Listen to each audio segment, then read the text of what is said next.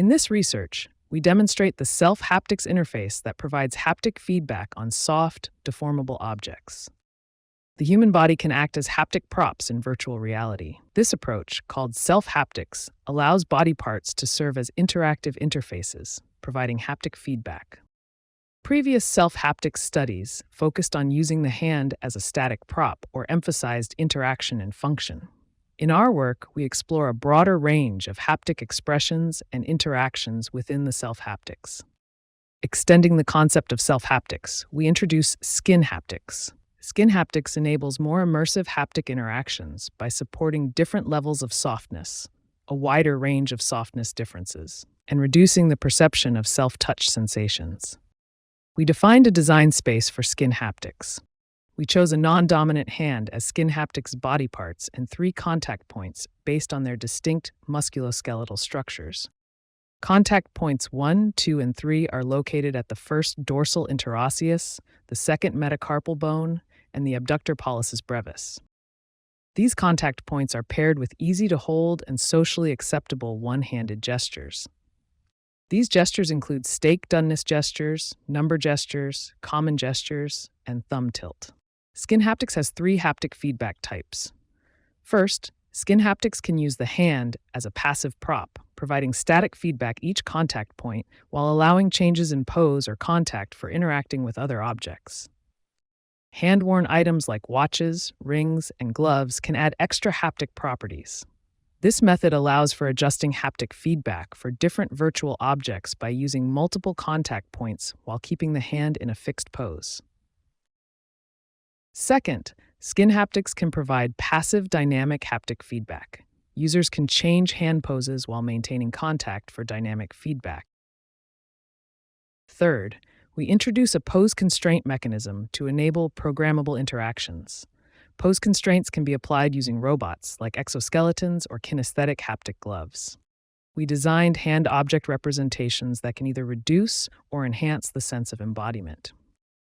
For the baseline, object plus hand, we visually overlay a virtual object over the hand. For the object is not hand, we separate the object from the baseline. We hide the virtual hand to further reduce the embodiment of the self-haptic hand in the object. For the object hand offset, we shift the virtual hand away from the real hand's position, making the virtual object follow the real hand. We conducted 3 experiments to demonstrate SkinHaptics. First study focused on the skin characteristics. We measured skin hardness across 24 hand gestures with 12 participants.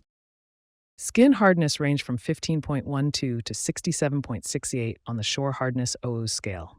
Using this data, we proposed gesture sequences. We designed sequences with low variance between participants and low effort for physical transitions between gestures.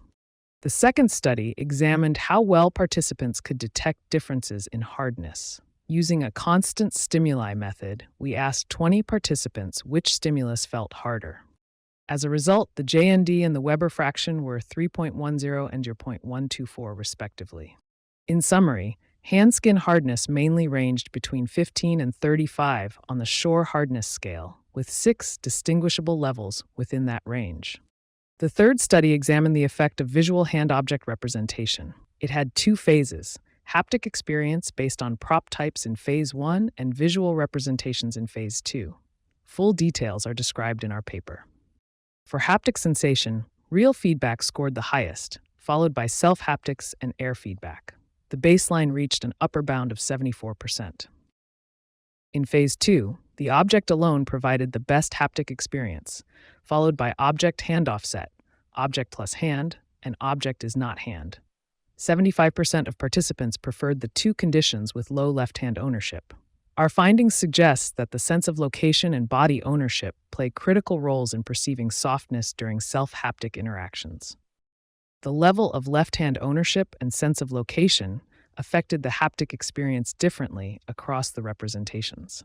For the object only, participants experienced good haptic feedback when ownership was low and location awareness was moderate.